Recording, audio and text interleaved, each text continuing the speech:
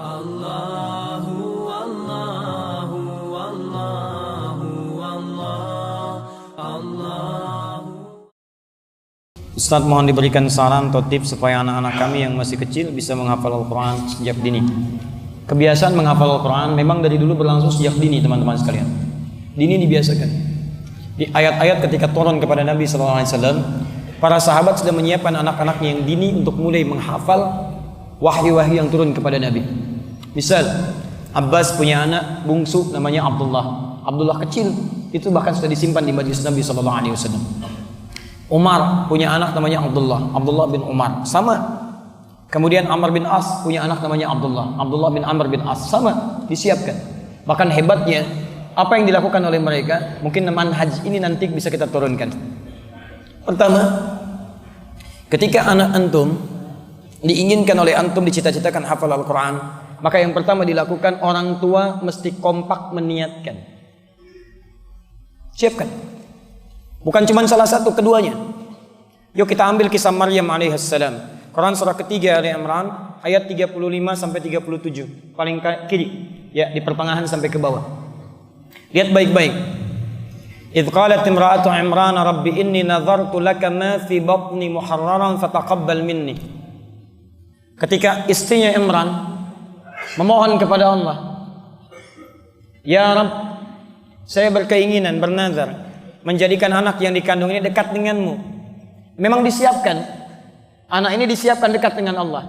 Jadi kalau antum misalnya, maaf ya, istri mulai mengandung, ingin punya niat ini menjadi anak yang hafal Quran misalnya, antum niatkan dari awal, kompak suami istri, kompak, jaga betul kandungan itu, rawat dengan baik, berikan rezeki yang halal dan sebagainya, bacakan Quran dalam kandungan dan sebagainya. Kemudian apa yang terjadi? Setelah doa itu kemudian dipanjatkan, doa itu disandingkan dengan ikhtiar yang sesuai dengan doanya. Teruskan ayatnya, ayat 36. Falamma wada'atha qalat rabbi inni wada'tuha untha wallahu a'lamu bima wada'at wa laysa dzakaru kal untha. 1. Wa inni sammaituha Maryam. 2. Lihat kalimatnya, wa inni u'idzuha bika wa dzurriyyataha minasyaitonir rajim. Begitu dilahirkan, terima yang dilahirkan. Kadang berharap laki-laki jadi perempuan, kadang berharap perempuan jadi laki-laki. Kata Allah, yang kami anugerahkan itu yang terbaik, memberikan kemaslahatan untuk keluarga antum. Ini di antara hikmah. Nanti kami ada kajian fikih keluarga. Di antara rahasia anak-anak itu ketika dititipkan oleh Allah, itu untuk menyempurnakan sifat-sifat orang tuanya. Antum berharap laki-laki muncul perempuan, karena dengan anak perempuan itu kekurangan di orang tua bisa ditutupi. Berharap perempuan datang laki-laki, karena dengan anak laki-laki yang sifatnya begini, kemuliaan orang tua itu bisa dikeluarkan. Ingin yang pendiam, jadi yang aktif. Dengan aktif ini kemampuan kita dilatih untuk menyesuaikan dengan anak-anak yang selanjutnya. Maka terima, itu yang terbaik untuk kita semua.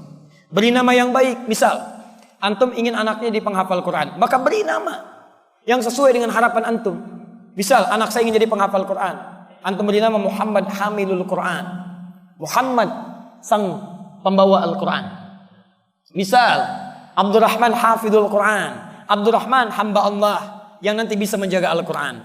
Dari nama sudah sesuai dengan harapannya. Makanya ketika Hannah istrinya Imran mengandung anak, ingin didekatkan dengan Allah, diberi nama dengan Maryam. Wa inni sammaituha Maryam. Saya beri nama dengan nama Maryam, karena Maryam dalam bahasa lokal itu senafas atau frekuensi dengan doanya, yang dekat dengan Rabbnya, yang menjaga diri dari perbuatan yang tidak disukai oleh Rabbnya. Kemudian lindungi dari setan. Wa inni u'idzuha bika wa dzurriyyataha minasyaitonir rajim. Begitu bayi lahir, maaf, sudah punya musuh utama namanya setan. Maka mohonkan kepada Allah supaya dalam mencapai cita-citanya itu tidak diganggu oleh setan. Sekalipun diganggu, dia punya hijab, punya benteng. Rahasianya ada di Quran surah 15 ayat yang ke-40. Antum isi dengan amalan itu, setan tidak akan bisa menembus antum. Dia menggoda tapi sulit tembus. Surah ke-15 Al-Hijr. Hijr itu artinya benteng, sekat. Dari kata hajar. Hajar artinya batu. Kalau disusun-susun jadi sekatan namanya hijr. Kalau sudah menjadi ruangan namanya hujrah. Jamaknya hujurat. Makanya Nabi Ibrahim ketika akan meninggikan Ka'bah, alhamdulillah, pijakan pertamanya disebut makam. Ketika akan meninggikan, anaknya datang dari sisi yang lain membawa batu. Batu disebut hajar. Disusun-susun jadi hijr. Sampai sekarang jadi hijr Ismail daerah situ. Asalnya menyatu jadi area Ka'bah. Cuman kemudian terpisah supaya memudahkan bagi kita. Salah satu hikmahnya, jika ada yang ingin sholat di dalam Ka'bah maka hukumnya sama dengan di Hijr Ismail itu. Teman-teman lanjutkan ayat ke-40-nya, itu rahasianya. Itu di kalimat di lisan iblis langsung.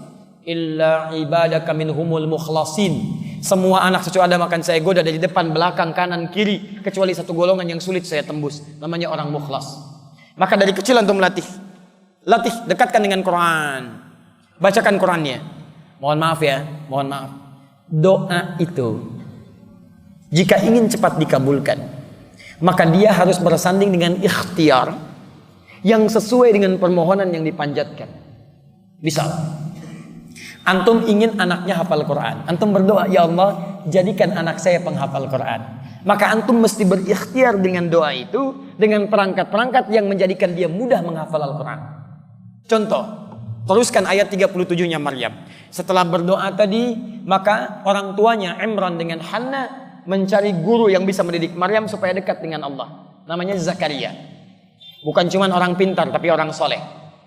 Setelah itu dibuatkan tempat yang mendekatkan dengan Allah, namanya mihrab. Maka ketika ikhtiar itu disusun, doa dipanjatkan, diterima oleh Allah Subhanahu wa taala. Ayat 37-nya, Allah. Fataqabbalaha rabbuha biqabulin hasan wa ambataha nabatan hasana. Doa dipanjatkan, ikhtiar disandingkan, diterima oleh Allah. Jadi kalau doa antum ingin diterima, antum sandingkan dengan ikhtiar. Di kelemahan orang tua sekarang, dia berdoa tapi ikhtiarnya tidak sesuai dengan doanya. Ya nggak nyambung. Ya Allah, jadikan anak saya penghafal Quran. Maaf, tapi disekolahkan di tempat yang tidak mengajarkan Quran. Nggak nyambung. Jadikan anak saya penghafal Quran. Di rumah tidak pernah ada waktu untuk menghafal Quran. Nggak nyambung. Nggak ada guru yang mengajarkan. Nggak nyambung. Ya Allah, jadikan anak saya rajin sholat. Ditempatkan di sekolah yang tidak pernah mengajarkan sholat. Nggak nyambung.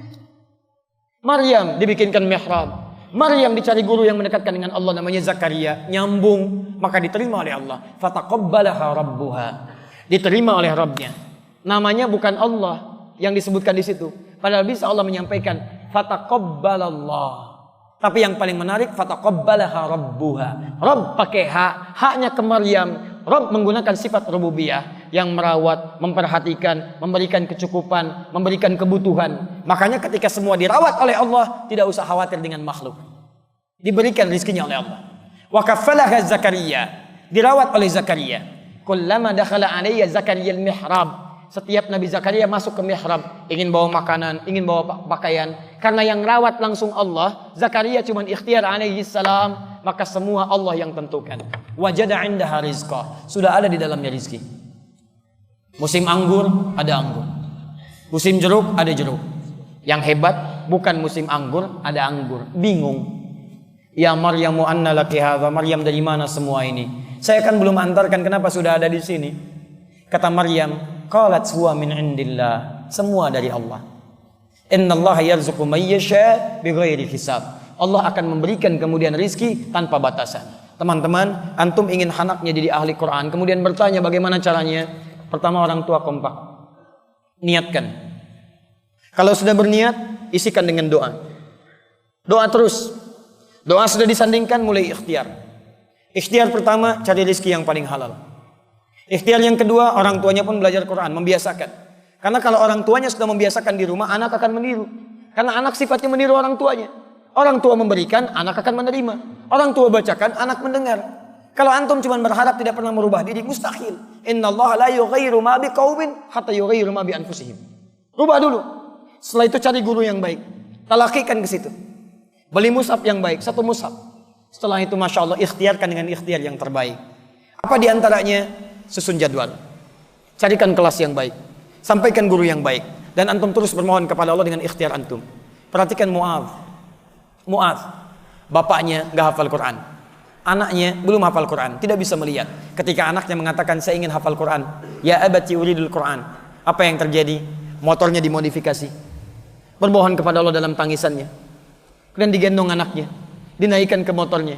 Dashboardnya dimodifikasi supaya ada hafalan di situ. Datang jauh-jauh 20 km. Ketika sampai di syekhnya, dipilih syekh yang terbaik. mudah mengambil syekh di samping rumahnya. Tapi kenapa memilih 20 km? Karena beliau merasa jangan nanggung kalau ingin belajar Quran. Kalau bisa mengajarkan yang benar, kenapa mengajarkan yang standar-standar? Datang ke syekh yang punya sanad. Ketika belajar di situ baru datang. Pertama kali datang, Masya Allah. Biasanya syekh yang baik, yang benar, yang ketat, itu akan mengajarkan dengan ketat. Saya saat talaqi Al-Quran di Libya, saya ambil riwayat yang pertama. Apa yang terjadi? Pertama kali datang teman-teman sekalian, cuma disuruh ta'awudz. Hai ya bunai ta'awudz.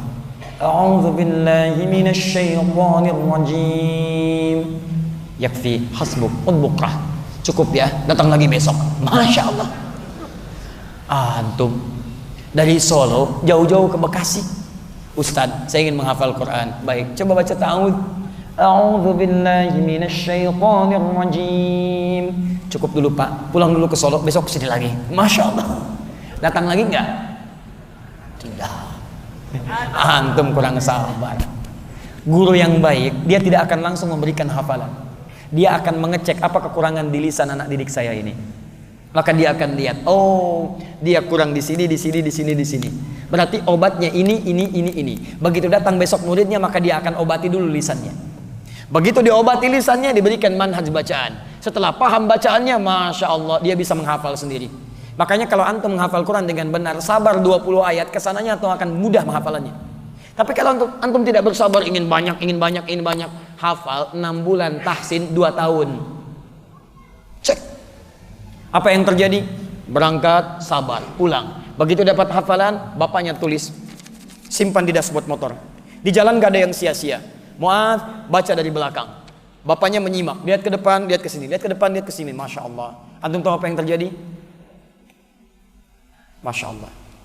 Ulam dicinta. Puncaknya tiba. Teman-teman sekalian, jadilah Mu'adz penghafal Quran. Anaknya hafal Quran, bapaknya belum hafal. Tapi bapak dapat bagian dari kemuliaannya. Anaknya hafal Quran, persis bacaan syekhnya, makhrajnya bagus luar biasa, sampai kisahnya menjadi inspirasi dunia Timur Tengah. Datang reporter dari Kuwait, sampai diwawancara, ya Syekh Mu'adz, kenapa kamu ingin sampai jadi penghafal Quran begini? Apa yang terjadi? Beliau menjawab, kalau diperkenankan oleh Allah Subhanahu wa taala, saya berdoa. Pertama, saya ingin mohon kepada Allah supaya tetap membutakan mata saya, karena dengan buta ini saya bisa menghafal Al-Quran. Saya takut kalau melihat lagi, saya melihat maksiat dan hilang hafalan Quran saya. Dan saya menghafal Quran ini, wallahi, supaya saya mau membawa bekal di hadapan Allah. Saya pulang ke hari kiamat nanti, kemudian saya berada sendirian di depan Allah, tanpa ayah saya, tanpa ibu saya, tanpa saudara saya. Saya bergetar, tangan bergetar, kaki bergetar. Saya katakan kepada Allah, ya Rabb, saya telah berusaha menghafal Quran, bahkan keadaan saya buta saat saya berada di dunia. Kalau sampai hari ini saya harus dihukum, mohon kurangi hukuman saya ya Allah dengan Quran yang telah saya hafalkan itu. Jadi teman-teman sekalian, kalau antum ingin anak kita dihafal Quran, niatkan kedua orang tuanya, kemudian usahakan cari guru yang baik. Dengan itu antum bersabar, dan dengan izin Allah Subhanahu wa taala, dengan kesungguhan antum, insyaallah di antara sekian anak yang titipan oleh Allah kepada antum, akan ada satu yang Allah menjadikan sebagai ahli Al-Quran, insyaallah.